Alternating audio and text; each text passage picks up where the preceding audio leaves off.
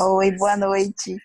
Oi, Madá. Oi, gente. Oi, Jane, Hilda, Madá. Tudo bom? Tudo jóia. Boa noite. Boa noite. Boa. Depois eu quero que vocês me contem como foram essas apresentações, se o sistema funcionou de vocês mesmos gerenciarem a apresentação, ou se é melhor que eu gerencie na nossa. O que vocês acharam disso? Funcionou direito? O que eu soube é que se vocês colocam, isso não fica gravado. Então, tem essa desvantagem nesse sistema. Boa noite, Pro. Boa noite, pessoal. Boa noite. Mas vocês Pro, acharam eu que tive um funcionou? problema grave e não consegui. Boa noite. Caiu a minha internet. Eu estou preocupada. Aí eu coloquei que participei da aula, mas eu não participei da segunda parte. Aí eu assisti. A aula estava maravilhosa. Foi. E quem foi que conseguiu apresentar? A pessoa mesmo colocando, vocês mesmo colocando o material? Como foi isso? Oi, boa noite a todos. Nossa equipe conseguiu, fui eu que operei. Né? Oi, Eu não Dani, sei como foi? como é que Rodrigo fez. Eu sugeri a ele que ele me colocasse como anfitriã, mas eu não sei se ele fez assim. E aí você consegue compartilhar a tela. Mas Sim. é bom eu ver com ele se foi realmente assim que ele fez ou foi de outra forma. Sim. Eu vou checar com ele como é que foi. Agora, foi uma apresentação só? Não, foram. A nossa foi uma só. As outras eu não sei como é que foram feitas. Mas aí. Mas a nossa foi tranquila. A única questão foi um videozinho que a gente tinha na nossa apresentação, que ficou sem o som, sem o áudio. Né? Mas o resto foi bem tranquilo. Foi, né? Minha preocupação é só não poder gravar. Parece que nessa condição a gente perde essa possibilidade da gravação. Mas será que a pessoa que virou anfitriã, será que ela não consegue gravar? Não sei lhe dizer também. A gente teria que se sim. fazer esse teste para a gente saber. A gente pode até fazer um teste com, deixa eu ver. Na próxima terça, a gente já tem 3 apresentações, todos da turma da noite, coincidentemente. A gente pode escolher um desses aí que queira testar e a gente fazer um teste antes, ou no dia, ou no dia Ou até, Ellen, se você quiser testar hoje ou amanhã, eu me proponho a gente marcar nós duas. E aí a gente tenta fazer. Se você quiser, eu estou à disposição. Ah, bacana, bacana. Eu quero sim. Vamos fazer para a gente ver como é que seria, se funciona direitinho. Tá Aí bom, você gravando, você passaria depois para a Priscila, porque é ela quem está. Certo. A gente tem passado para ela publicar as aulas, né? Então aí teria que ser assim. Vamos tentar. Se a gente achar que não funcionou muito bem, aí eu gerencio. Então todo mundo se organiza para me enviar a apresentação, tá? Ok. Porque aí, de qualquer forma, a gente. Aliás, eu acho até bom, de qualquer forma, eu ter também a apresentação, porque se a gente precisa, fica mais simples. Bem, gente, hoje eu disse que continua sendo uma aula relax, porque eu sei que enquanto isso vocês já estão queimando os neurôniozinhos aí no trabalho, né? Eu tô ligada, tô ligada. Então, por isso mesmo, essas aulas estão sendo assim um pouquinho. Alguém está falando? Ah, tá. Ah, sim. Lara aqui está dizendo que com ela também foi assim, mas depois ela teve que sair para outra equipe projetar. Mas, Lara, quando você disse que você teve que sair, aí caiu a conexão, teve que fazer uma nova conexão para outra equipe apresentar, foi assim?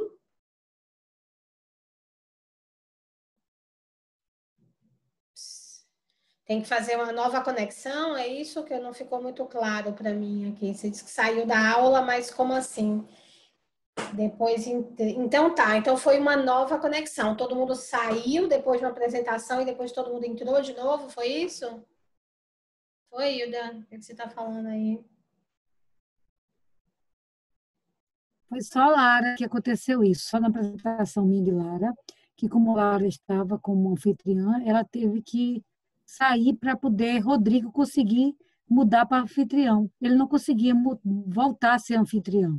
Então, Lara teve que sair, ele ficou sendo anfitrião e ela retornou.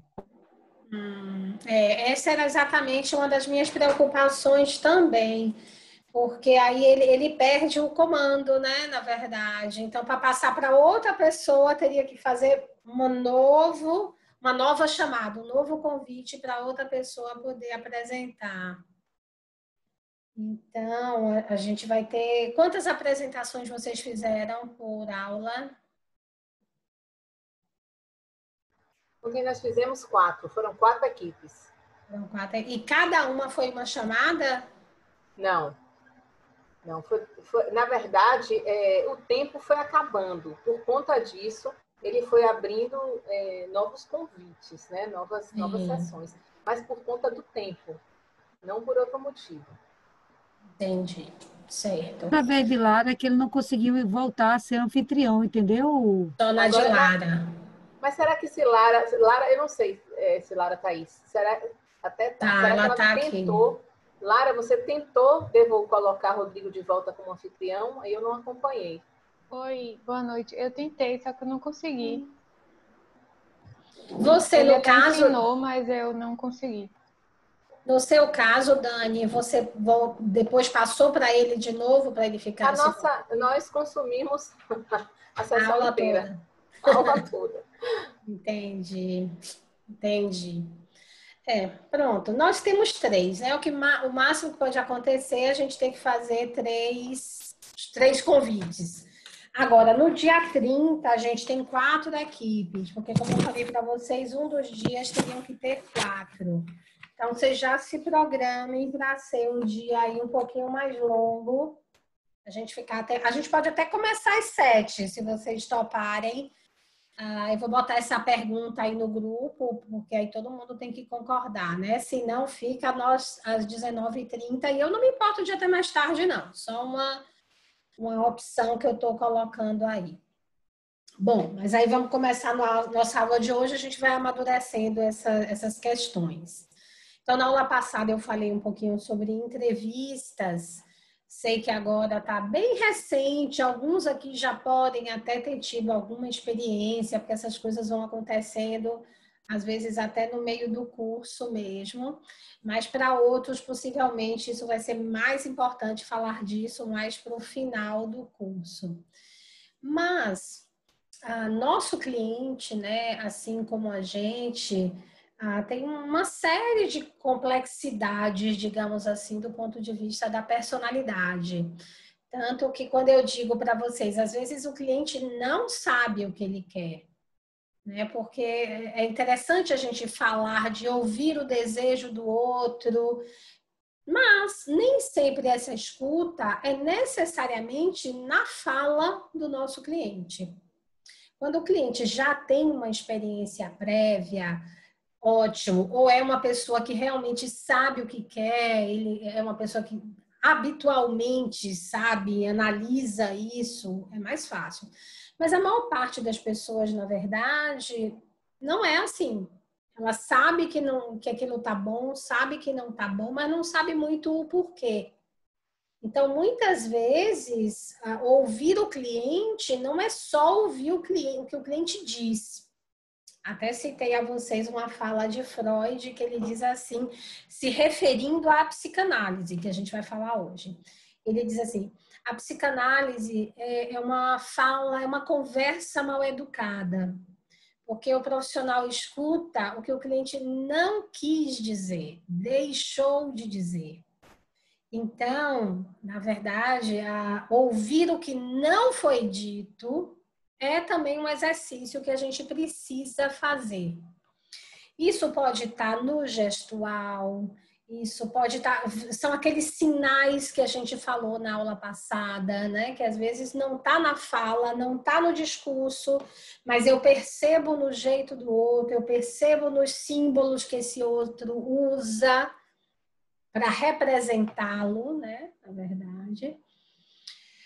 Sejam pelos seus símbolos de status, até lembrando, aí quem leu o Summer deve ter visto ele dizer, né, que esses símbolos de status que a gente usa para representar como que a gente se vê, eles estão refletidos tanto nesses elementos óbvios, como marcas, como objetos, roupas e etc., mas também no nosso comportamento.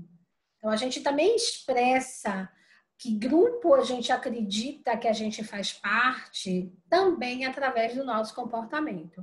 Então, observar o comportamento do nosso cliente e fechar, sabe, gente, algumas lacunas da fala desse cliente. Vou dar um exemplo meio simplificado aqui para mostrar do que eu estou falando. E depois eu vou explicar isso do ponto de vista psicanalítico para vocês. Vamos supor que vocês apresentem para o seu cliente o orçamento. É o primeiro orçamento que esse cliente recebeu, tá? Então, o primeiro orçamento, ele realmente, às vezes, não fica, digamos assim, não se posiciona muito sobre aquele orçamento, porque vai esperar receber outros, 1 ou 2 a mais. E aí, às vezes, até aquele que ele achou que estava caro, mais adiante pode parecer a ele que não está. Então, só quando tiver outros, ele vai poder ter esse parâmetro.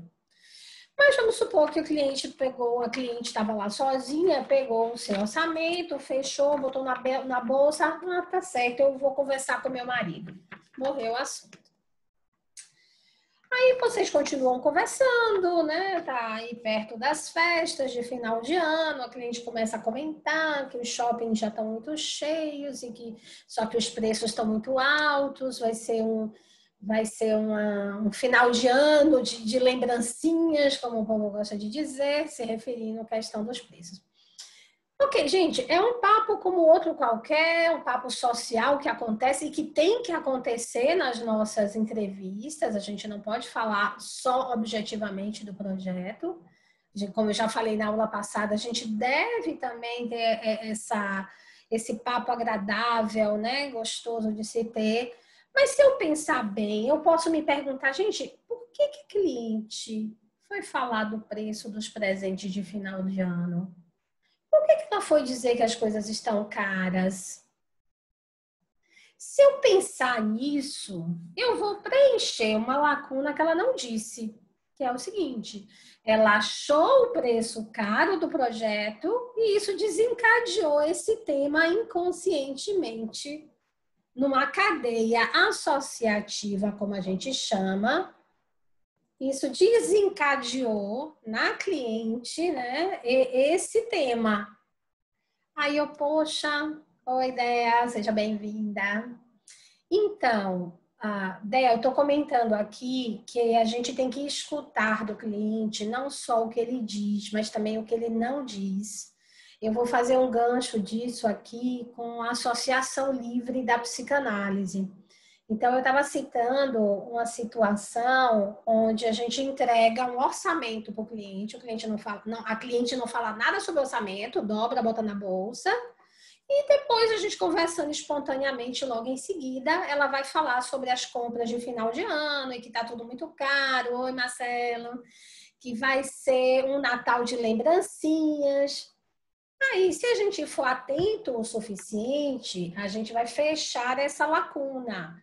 Como ela achou o orçamento caro, isso desencadeou o tema dos preços.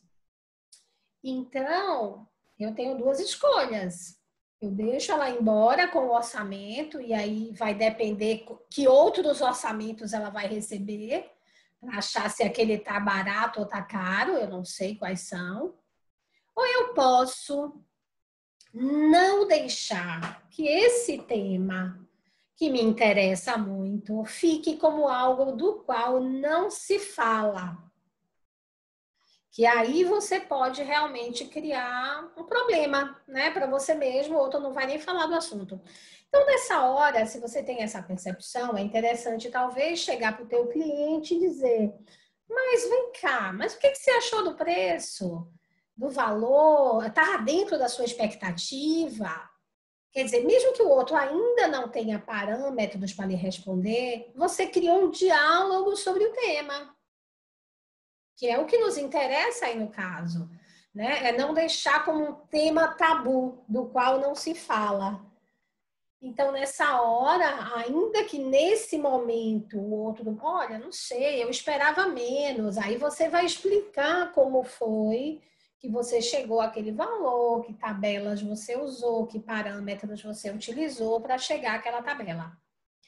E, principalmente, também você vai dar abertura para que o outro diga também qual era a sua expectativa e você possa também mexer nisso, seja no valor, seja na forma de pagamento, que é uma outra alternativa também que a gente tem.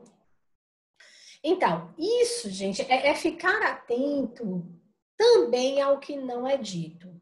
Então, para explicar um pouquinho como é que funciona isso psiquicamente, eu hoje vou falar para vocês como que a psicanálise vê o psiquismo e quais as estruturas que a psicanálise cita. Eu estou citando psicanálise, gente, porque na psicologia tem várias linhas teóricas. E vocês poderão encontrar outras nomenclaturas, outras definições em outras linhas teóricas.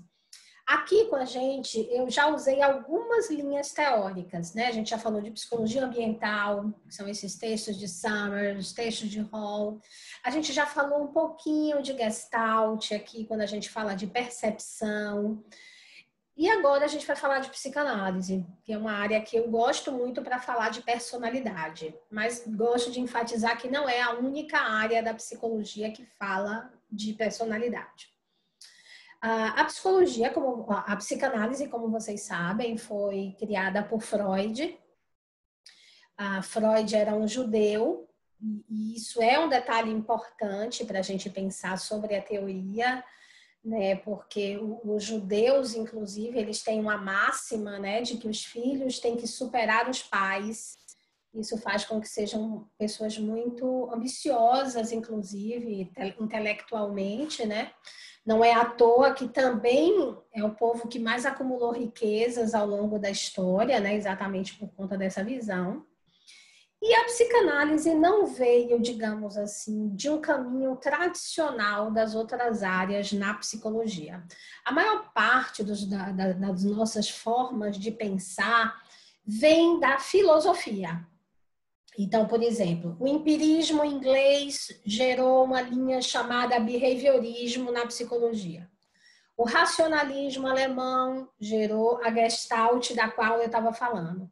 Já a psicanálise sequer veio da psicologia. Freud era médico, né? Não existia ainda a psicanálise. E é ele quem vai fazer a psicanálise. Então, isso depois vai ser incorporado à psicologia, mas nasceu como uma área totalmente à parte, digamos assim, da psicologia. Nasceu, inclusive, muito provavelmente, do talento de Freud com a escuta das suas pacientes.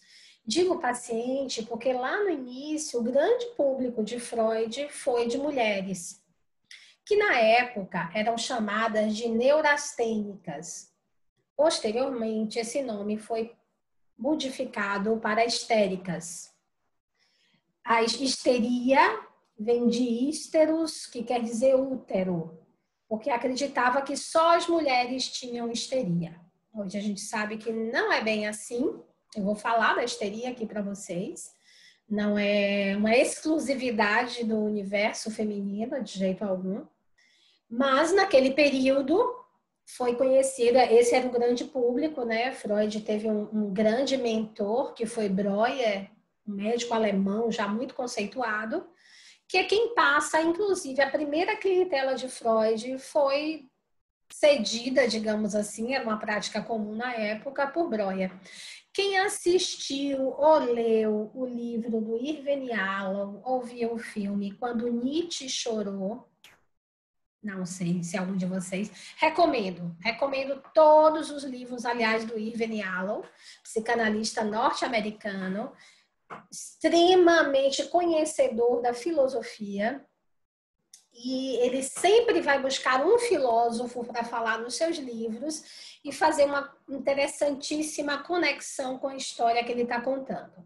Nesse caso, ele parte do princípio de que Nietzsche teria se encontrado com Freud no início da formação da psicanálise. Tem até um filme, quem quiser, O Caminho Curto, para conhecer a história. O filme conta bem, embora seja até mais centrado, talvez, na figura de Breuer, na formação. Esse encontro nunca aconteceu. É um encontro hipotético. Freud não tratou Nietzsche, como se supõe pelo filme, mas ele está simbolicamente querendo dizer que tem muito da obra de Nietzsche na teoria psicanalítica. A obra de Nietzsche, no caso, é uma obra muito mais humanista. Então, ele, na verdade, está citando as referências. Freud vai falar de alma, ele é um médico, né? Dentro da ciência, vai falar de temas que não eram esperados pela ciência. Freud, por sinal, vai falar de temas muito difíceis. E provavelmente, por ele ser judeu, ele pôde falar desses temas, né? Um católico ortodoxo, como seria o caso lá, possivelmente não poderia. Então, Freud vai dizer coisas tão controversas na sua época, gente, que são controversas até hoje. Uma delas, dizer que a mulher tem sexualidade. Até então, só o homem tinha sexualidade. Só quem tinha desejo era o homem. Não se sabia, não se tinha a mulher como um ser desejante. Ela era só o objeto de desejo masculino. Então, vocês imaginam que rebuliço alguém dizer algo dessa forma. Pior ainda, Freud disse que a criança tinha sexualidade. Então, não é à toa, quando vocês veem comentários atuais, jocosos, dizendo Freud só pensava em sexo, é porque, sim, grande parte da teoria freudiana vai falar dos nossos desejos inconscientes. Então, vai falar muito de sexo, realmente. Então, na verdade, um comentário preconceituoso, até, se vocês pensarem bem, né? Não é um comentário justo com a teoria. Mas Freud acredita mesmo que a questão sexual é uma questão central, sim, na estrutura da nossa personalidade. Então, isso fazendo assim um retrato rapidíssimo da história psicanalítica aqui para vocês, que eu adoro, por sinal, tá? Poderia passar aqui a aula inteira falando disso, que me diverti bastante. Então, Freud, quando começa a atender essas mulheres, que eram conhecidas como neurastênicas, curiosamente, essas mulheres tinham sintomas que eram comuns nos homens que tinham estado na guerra. O que é uma prova, gente, de que até os nossos sintomas são culturais. Os sintomas que a gente tem como algo tão físico, né? Na verdade, eles mudam com a cultura. Por exemplo, hoje, quais são os grandes sintomas da nossa época? Aí a gente vai pensar aqui nas compulsões, na depressão, na síndrome do pânico, entre outros, o toque, né? Que às vezes, a depender do nível, a gente pode pensar como uma coisa mais psicopatológica ou não. Então, esses são os sintomas que a gente vive hoje. Crises de ansiedade, sintomas super comum hoje em dia. Na época de Freud eram outros sintomas, né? E então, o grande insight dele foi fazer com que essas mulheres falassem e pudessem dizer o que as afligiam. Então, esse modelo que até hoje a gente tem na psicanálise, da pessoa deitada no divã, de costas para o seu analista, é um modelo desde a época de Freud. Porque ele vai pensar como é que eu posso fazer essas pessoas falarem sem se sentirem constrangidas. Então, uma das formas é que a pessoa não estivesse olhando para o seu analista. Então, e se vocês pensarem bem, ainda tem uma outra questão muito importante. É que, na verdade, gente, na análise ou qualquer psicoterapia, Eu não estou falando de fato para o analista. Todo o tempo o paciente está falando para si mesmo. Quem é que está em tratamento, né? É a própria pessoa que está em tratamento.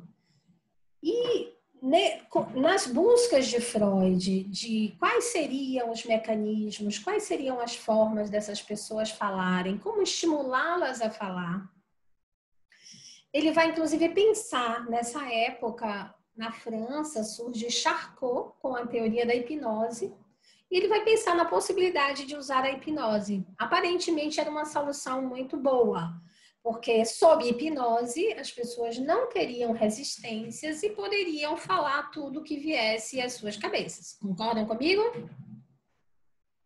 Então, tá todo mundo acordado, prestando atenção? Tem um monte de gente aí no escuro como você está acordado, hein, gente? Então tá, vamos lá. Com certeza, ele. Tá tudo ótimo. Então, ótimo. Eu tô contando um filme aqui muito bacana, viu? Prestem atenção. Então, Freud experimenta a hipnose. Tô vendo você, Carlinhos. E o que ele vai perceber? Um aspecto muito importante. Vamos supor que eu esteja atendendo a Andréa ali, e ela tá lá. Ah, Jame assistiu aí a série da Netflix de Freud.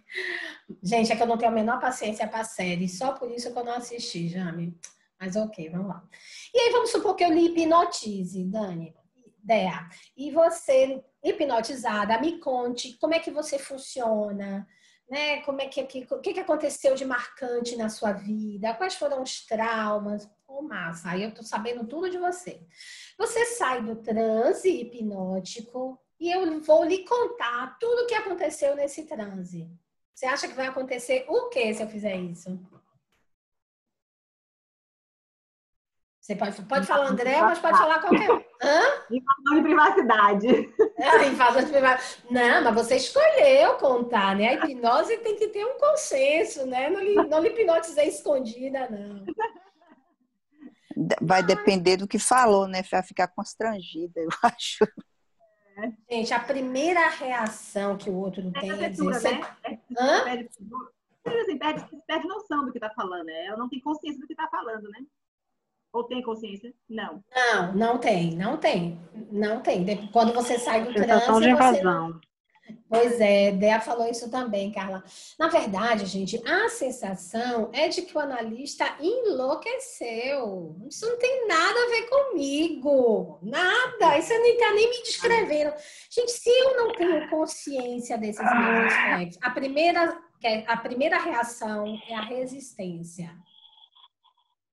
Então, pensem numa situação comum que todo mundo já viveu. Tenta dizer para uma amiga que aquele cara é casado. E ela, não, de jeito nenhum, você não quer minha felicidade. Só porque ele não pode se encontrar no final de semana, de jeito nenhum ele não é casado. Enfim, até a hora que ele descobre que todo mundo já notou, menos ela. Aí, quando finalmente ela descobre e fica arrasada, e chega, poxa, você tinha razão, realmente ele era casado. O que está em jogo aí, gente? Quer dizer, enquanto... não importa o que eu, analista, saiba do outro. O que importa é que o outro consiga chegar a essas conclusões. E isso tem seu tempo, que é o tempo de cada um. Então, imagina, aí Freud vai encontrar dois impasses com a hipnose. Primeiro, de fato, não tem grande ganho nesse sentido, no autoconhecimento. 2, nem todo mundo é hipnotizável. De um modo geral, pessoas mais suscetíveis, né, ou melhor, sugestionáveis, é que são hipnotizáveis. Você vai criar uma teoria para pessoas sugestionáveis, isso não existe. Então, Freud, logo de cara, abandona a psicanálise como método de autoconhecimento. E o método que ele vai usar, e que até hoje é usado, é o que se chama, inicialmente se chamou de cura pela palavra. Hoje não se usa mais esse termo, porque se eu falo de cura, eu estou pressupondo uma doença. Exatamente, não existe mais essa concepção.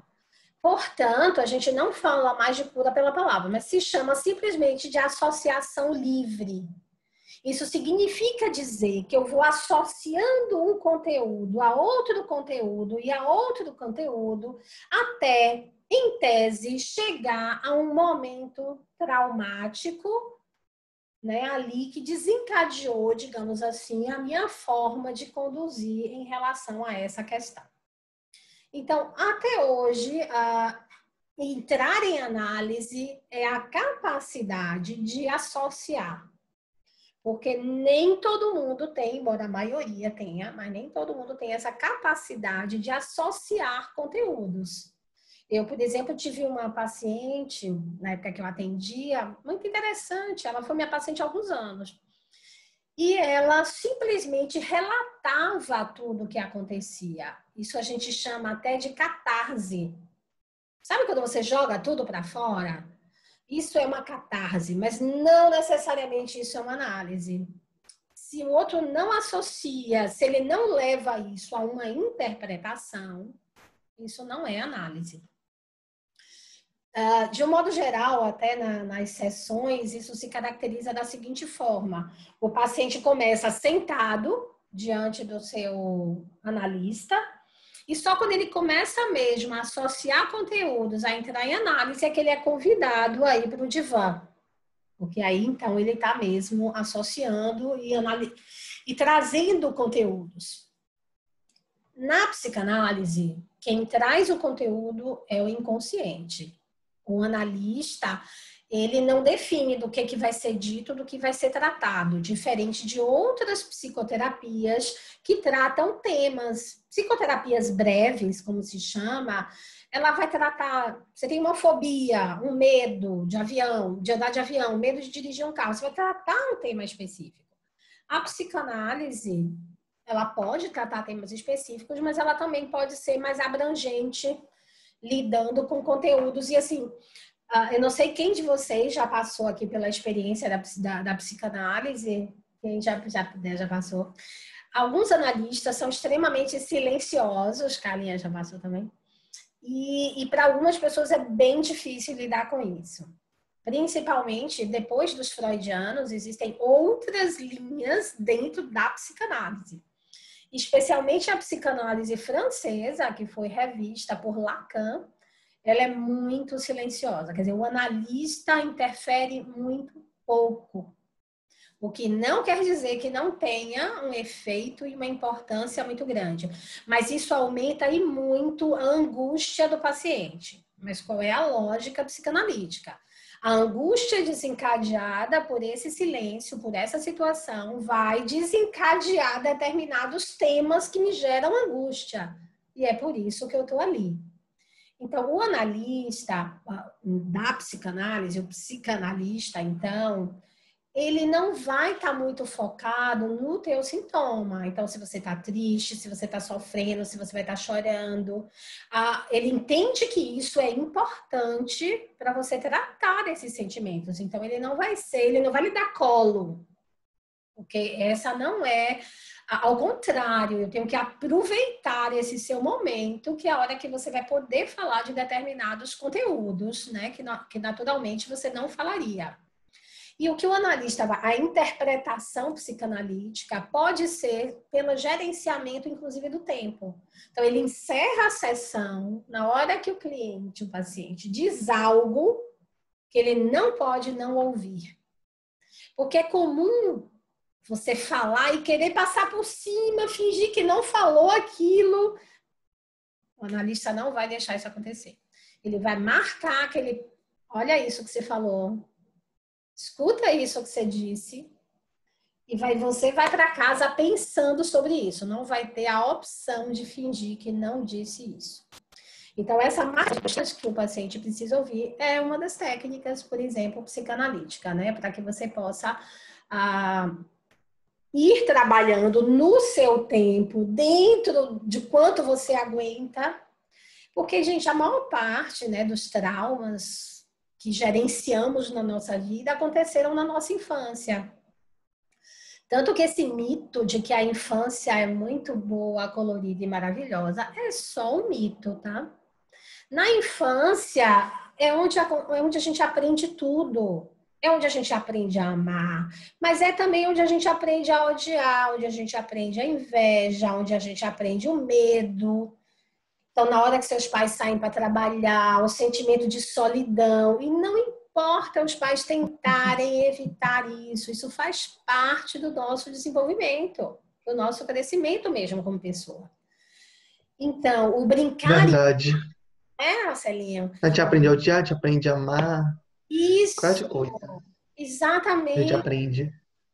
E as brincadeiras na infância, gente, não são só brincadeiras. Na hora que Não, os pais brincam, é que nem... esconder, aparecer, ele está querendo dizer para a criança, quando eu não estiver aparecendo, eu ainda assim estou existindo. Então, o brincar é aprendizado também. Então, o brincar na infância não é só entretenimento, tudo é aprendizado. Né? Seja a questão da coordenação ou até coisas muito mais subjetivas, né, que o outro vai aprender ali. Então, a infância não é de todo fácil. Ela tem muitas dificuldades também. As disputas com os irmãos são marcantes também na construção da nossa personalidade. Eu, às vezes, achar que meus pais gostam mais do meu irmão do que de mim, por exemplo. Isso pode gerar também sentimentos que eu vou ter que aprender a administrar. Mas eu estou dizendo isso para dizer a vocês o seguinte: os medos, os fantasmas que criamos na nossa infância é principalmente porque não tínhamos ainda defesas psíquicas para lidar com eles. Então, agora, adultos cheios de defesas, até demais, armado até os dentes que vivemos, é uma hora que, na hora que a gente conseguir olhar esse fantasma da infância, a gente vai concluir que talvez ele não seja tão grande assim. Mas é preciso uma certa coragem, é preciso uma necessidade também, porque se o outro não tem nenhuma dor e nenhum sofrimento, ele não vai futucar naquele tema. Então, na verdade, a gente só futuca, a gente só corre atrás realmente se aquilo...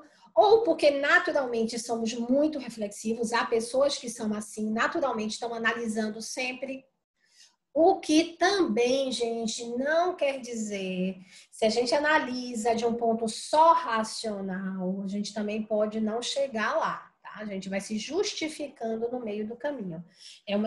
Tem que haver, às vezes, também uma preocupação dessa análise, não ser muita racionalização, na verdade, do que aconteceu. Que esse é um mecanismo de defesa do ego, é uma proteção, a racionalização. Assim como, por exemplo, a repressão. Quando acontece uma coisa muito difícil para a gente, exemplo, um acidente de carro. É muito comum depois as pessoas não lembrarem do acidente, do dia seguinte, do hospital. Ela até relata porque as pessoas contaram para ela o que aconteceu.